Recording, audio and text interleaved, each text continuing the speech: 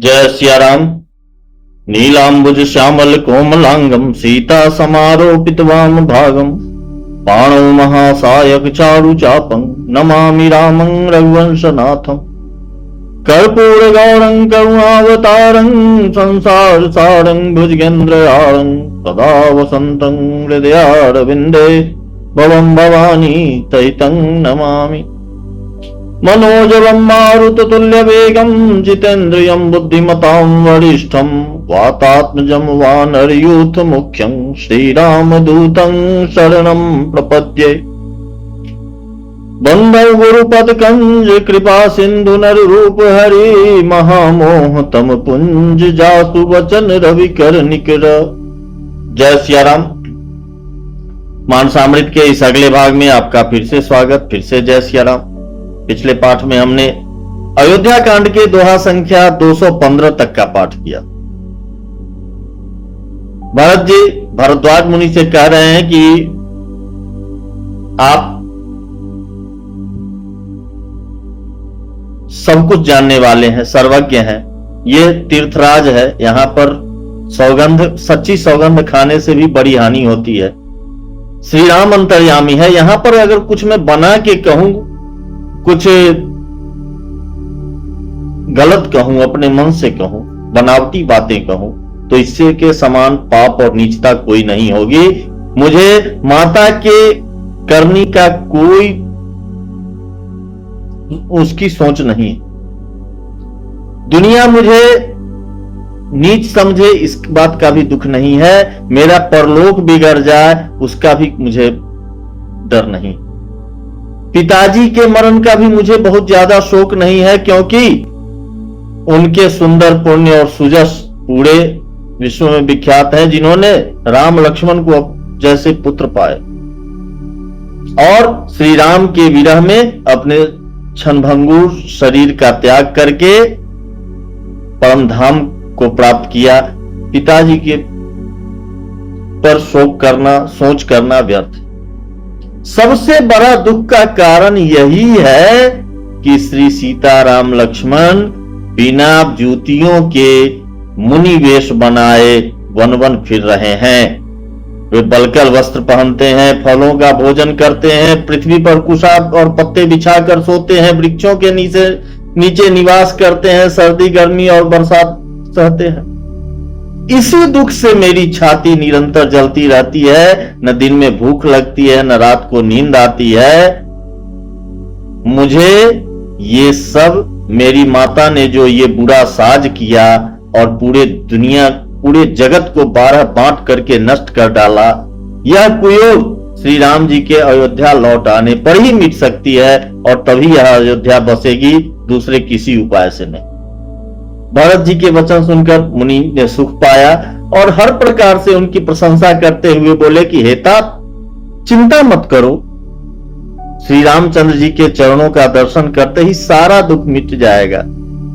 फिर भरद्वाज जी ने कहा कि हे कुमार, हमसे आप मेरे अतिथि बनो और जो भी आपकी सेवा में कंद मूल फल फूल हम प्रस्तुत करते हैं उन्हें स्वीकार करो। इस प्रकार भरत जी संकोच में पड़ गए। एक तरफ तो उनका व्रत है, दूसरी तरफ मुनि की आज्ञा है। फिर मुनि की आज्ञा को, गुरु की आज्ञा को श्रेष्ठ मानते हुए उन्होंने कहा कि हे नाथ, आप के आज्ञा का पालन करना मेरा परम धर्म है। आप जैसा कहें मैं वैसा आपकी आज्ञा का पालन करूंगा। मुनि ने शिष्यों को बुलाया, फल मूल लाने भेजा, और फिर उनके मन में सोच आया, विचार आया कि हमने बड़े विशाल पाहुन को न्योत लिया और जैसे देवता हो पूजा भी वैसी होनी चाहिए। मुनि के इतना इच्छा करते ही रिद्धियां सिद्धियां वहां पर आ गई और कहा कि हे स्वामी, हे मुनिराज, क्या आज्ञा है। महर्षि ने कहा कि श्री राम के विरह में अनुज शत्रुघ्न सहित भरत जी व्याकुल हैं सब परिजनों के साथ। उनकी पहुनाई करके उनका श्रम हरण करो। रिद्धि सिद्धियों ने स्वयं को बड़भागिनी मानकर आपस में बातचीत करती हुई कि श्री राम जी के अनुज अतुलित अतिथि हैं। मुनि के चरण कमलों की वंदना करके हमें वैसा करना चाहिए जैसे पूरा राज समाज सुखी हो जाए। और उन्होंने सारे ऐश्वर्य भोग विलास की सामग्री एक साथ सभी के लिए उपलब्ध करा दे। पहले सारे समाज को स्थान दिया गया जैसी भरत जी की इच्छा थी, और उसके बाद परिजनों के साथ भरत जी को स्थान दिया गया। जब भरत जी ने मुनि के तब्बल को उनके तब्बल के प्रभाव को देखा तो वो सब परिजनों के साथ बहुत आश्चर्यचकित और मुनि के आगे प्रभाव के आगे नतमस्तक हो गए। उन्हें सारे दिक्पालों का लोग फीका लगने लगा। इस प्रकार हर तरह के भोजन, सेज, सामग्री बहुत सारी सुविधाओं के साथ सभी के लिए उपलब्ध थे। इन सभी के बीच भरत जी उसी प्रकार निष्प्रिय रहे जैसे चकवा और चकवी को किसी बहेलिया के द्वारा पिंजरे में रख दिया जाता है, फिर भी रात में उन दोनों का संयोग नहीं हो पाता। वैसे ही भरत जी सारे भोग सामग्रियों के साथ रात भर रहे, लेकिन उन्होंने मन से भी उन भौतिक पदार्थों का, भौतिक सुखों का स्पर्श तक नहीं किया। यहां तक का पाठ हमने किया था, दोहा संख्या 215 तक। अब इसी दोहे से आज के पाठ को आगे बढ़ाते हुए आगे का पाठ। जय श्री राम। संपत्ति चकी भरत चका बुनियाय सुखेल बार, तेहि निज आश्रम पिंजरा राखे भाविनुसार। दोहा संख्या 215। आगे। किन्नम निमज्जनु तीरथ राजा नाई मुनि, तिरु सहित समाजा ऋषि आयु आशीष सिर राखी, करी दंडवत विनय बहुबार की। प्रातः काल भरत जी ने तीर्थराज में स्नान किया और समाज सहित मुनि को सिर नवाकर और ऋषि की आज्ञा और आशीर्वाद को सिर चढ़ाकर दंडवत करके बहुत विनती की। पथ गति कुशल साथ सब लीने, चले चित्रकूट ही चितु दिन्ने, राम सखा कर दीने लागू, चलत देह धरि जनु अनुरागु। तदनंतर रास्ते की पहचान रखने वाले लोगों यानी कुशल पथ प्रदर्शकों के साथ सब लोगों को लिए हुए भरत जी चित्रकूट में चित्त लगाए चले। भरत जी राम सखा गुरु के हाथ में हाथ दिए हुए ऐसे जा रहे हैं मानो साक्षात प्रेम ही शरीर धारण किए हुए हो। नहीं पद त्राण शीस नहीं छाया, प्रेम नेम व्रत धर्म अमाया, लखन राम तिय पंथ कहानी, पूछत सखहि कहत मृदुबानी। न तो उनके पैरों में जूते हैं न सिर पर छाया है। उनका प्रेम, नियम, व्रत और धर्म निष्कपट है, सच्चा है। वे सखा निषाद राज से लक्ष्मण जी, श्री रामचंद्र जी और सीता जी के रास्ते की बातें पूछते हैं और वह कोमल वाणी से कहता है। राम बास थल बिटप बिलो के, उर अनुराग रहत नहीं रोके, देखी दशासुर बड़ी सही फूला, भई मृदु मही मगु मंगल मूला। श्री रामचंद्र जी के ठहरने के जगहों और वृक्षों को देखकर उनके हृदय में प्रेम रोके नहीं रुकता। भरत जी की यह दशा देखकर देवता फूल बरसाने लगे, पृथ्वी कोमल हो गई और मार्ग मंगल का मूल बन गया। किए जाहि छाया जलदा, सुखद बहई बरबात, तस्मग भयो न राम कहां, जस भा भर तहि जात। बादल छाया किए जा रहे हैं और सुख देने वाली सुंदर हवा बह रही है। भरत जी के जाते समय मार्ग जैसा सुखदायक हुआ वैसा श्री रामचंद्र जी को भी नहीं हुआ था। जड़ चेतन मग जीव घनेरे, जे चिते प्रभु जिन प्रभु हेरे, ते सब भय परम पद जोगु, भरत दशा दरस मेटा भव रोगु। रास्ते में असंख्य जड़ चेतन जीव थे, उनमें से जिनको प्रभु श्री रामचंद्र जी ने देखा अथवा जिन्होंने प्रभु श्री रामचंद्र जी को देखा, वे सब उसी समय परम पद के अधिकारी हो गए।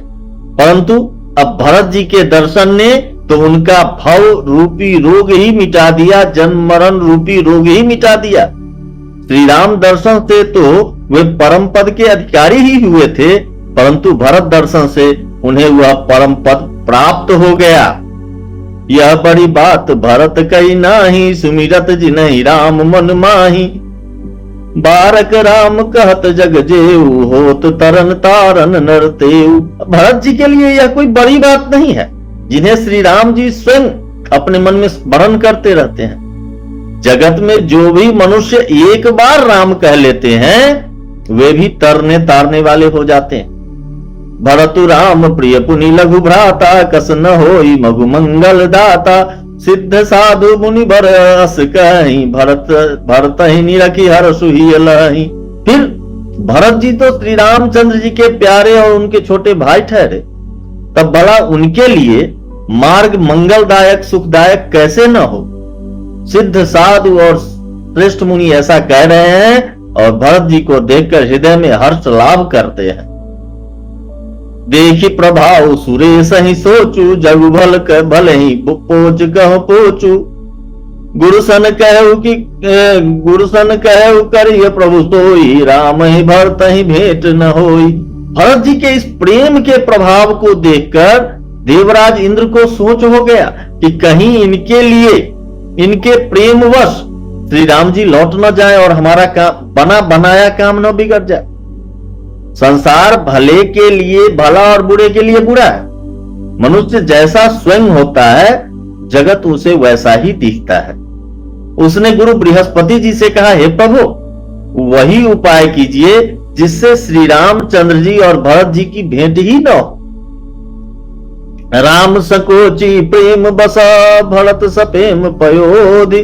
बनी बात बेगरन चाहती, करिय जतन छल सोधि। श्री रामचंद्र जी संकोची और प्रेम के वश हैं, और भरत जी प्रेम के समुद्र हैं। बनी बनाई बात बिगड़ना चाहती है, इसलिए कुछ छल ढूंढकर इसका उपाय कीजिए। बचन सुनत सुर गुरु मुस्काने, सहस नयन बिनु लोचन जाने। माया पति सेवक सन माया, करई तो उलटी परई सुर राया। इंद्र के वचन सुनते ही देव गुरु बृहस्पति जी मुस्कुराए। उन्होंने 1000 नेत्रों वाले इंद्र को ज्ञान रूपी नेत्रों से रहित समझा, मूर्ख समझा और कहा, हे देवराज, माया के स्वामी श्री रामचंद्र जी के सेवक के साथ कोई माया करता है तो वह उलटकर अपने ही ऊपर आ पड़ती है। तब किछु किन राम रुख जानी, अब कुचाली करी होई हानि। सुनु सुरेश रघुनाथ सुभाऊ, निज अपराध रिसाई न काऊ। उस समय यानी पिछली बार तो श्री रामचंद्र जी का रुख जानकर कुछ किया था, परंतु इस समय कुचाल करने से हानि होगी। हे देवराज, श्री रघुनाथ जी का स्वभाव सुनो।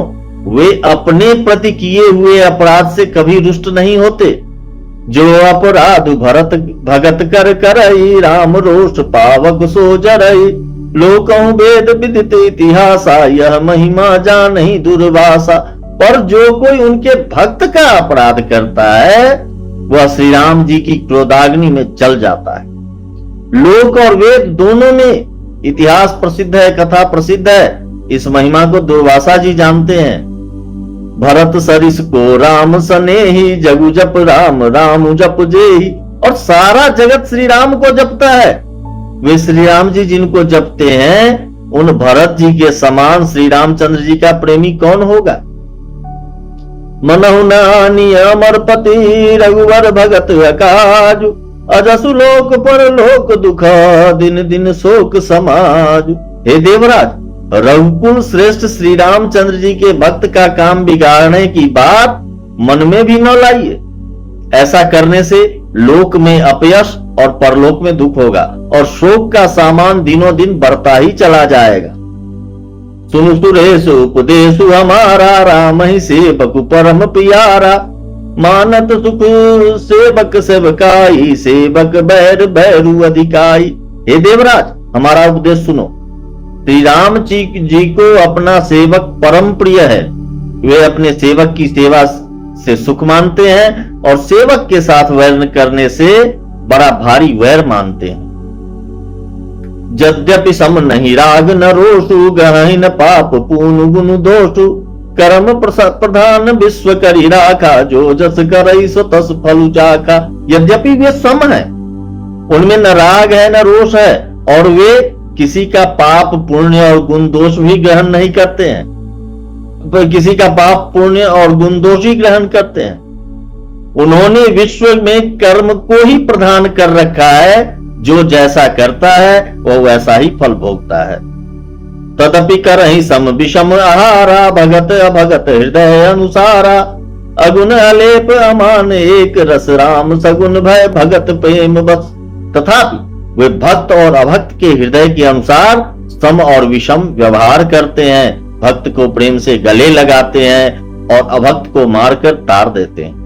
गुण रहित, निर्लेप, मान रहित और सदा एक रस भगवान श्री राम भक्त के प्रेमवश ही सगुण हुए हैं। राम सदा सेवक रुचि राखी, वेद पुराण साधु सुर साखी, अस जिय जानी तजहु कुटिलाई, करहु भरत पद प्रीति सुहाई। श्री राम जी सदा अपने सेवकों की, भक्तों की रुचि रखते आए हैं। वेद पुराण साधु और देवता इसके साक्षी। ऐसा हृदय में जानकर कुटिलता छोड़ दो और भरत जी के चरणों में सुंदर प्रीति करो। राम भगत बरहित निरता, पर दुख दुखी दयाल, भगत शिरोमणि भरत ते, दज्जन डर पहुं सुरपाल। हे देवराज इंद्र, श्री रामचंद्र जी के भक्त सदा दूसरों के हित में लगे रहते हैं। वे दूसरों के दुख से दुखी और दयालु होते हैं। फिर भरत जी तो भक्तों के शिरोमणि हैं, उनसे बिल्कुल न डरो। सत्य संध प्रभु सुहितकारी, भरत राम आयस अनुतारी, स्वार्थ विवश विकल तुम हो, भरत दोष नहीं राउर मोहु। प्रभु श्री रामचंद्र जी सत्य प्रतिज्ञा हैं और देवताओं का हित करने वाले हैं, और भरत जी श्री राम जी की आज्ञा के अनुसार चलने वाले हैं। तुम व्यर्थ ही स्वार्थ के विशेष वश होकर व्याकुल हो रहे हो। इसमें भरत जी का दोष नहीं, तुम्हारा ही मोह है। सुनि सुर भर सुर गुर बर बानी, भा प्रमोद मन मिटी गलानी, बरसी प्रसून हर्षि सुर राउ, लगे सराहन भरत सुभाऊ। देवगुरु बृहस्पति जी की श्रेष्ठ वाणी सुनकर इंद्र के मन में बड़ा आनंद हुआ और उनकी चिंता मिट गई। तब हर्षित होकर देवराज फूल बरसाकर भरत जी के स्वभाव की सराहना करने लगे। ए विधि भरत चले मग जाहि, दशा देखी मुनि सिद्ध सिहाहि, जब ही राम कहीं ले ही उसासा, उमगत पेम मनहु चौपासा। इस प्रकार भरत जी मार्ग में चले जा रहे हैं। उनकी प्रेममयी दशा देखकर मुनि और सिद्ध लोग भी सिहाते हैं। भरत जी जब ही राम कहकर लंबी सांस लेते हैं, तभी मानो चारों ओर प्रेम उमड़ पड़ता है। द्रवहि बचन सुनि कुलिस पठाना, पुरजन प्रेम न जाई बखाना, बीच बास कर जमु नहीं आए, निरखि नीरु लोचन जल छाए। उनके प्रेम और दीनता से पूर्ण वचनों को सुनकर वज्र और पत्थर भी पिघल जाते हैं। अयोध्या वासियों का प्रेम कहते नहीं बनता। बीच में निवास करके मुकाम करके भरत जी यमुना जी के तट पर आए। यमुना जी का जल देखकर उनके नेत्रों में जल भर आया। रघुबर बरन बिलो की बरा, बारी समेत जहा समाज, होत मगन बारिधि बिरहा, चढ़े विवेक जहाज। श्री राम जी के, श्री रघुनाथ जी के श्याम रंग का सुंदर जल देखकर सारे समाज सहित भरत जी प्रेम विह्वल होकर श्री राम जी के विरह रूपी समुद्र में डूबते डूबते विवेक रूपी जहाज पर चढ़ गए। अर्थात यमुना जी का श्याम वर्ण जल देखकर सब लोग श्याम वर्ण भगवान के प्रेम में विह्वल हो गए और उन्हें न पाकर विरह व्यथा से पीड़ित हो गए। तब भरत जी को यह ध्यान आया कि जल्दी चलकर उनके साक्षात दर्शन करेंगे, और इस विवेक से वे फिर से उत्साहित हो गए। जय सिया राम। दोहा संख्या 220। फिर मिलते हैं मानसामृत के अगले भाग में अगले पाठ के साथ। तब तक के लिए जय सिया राम।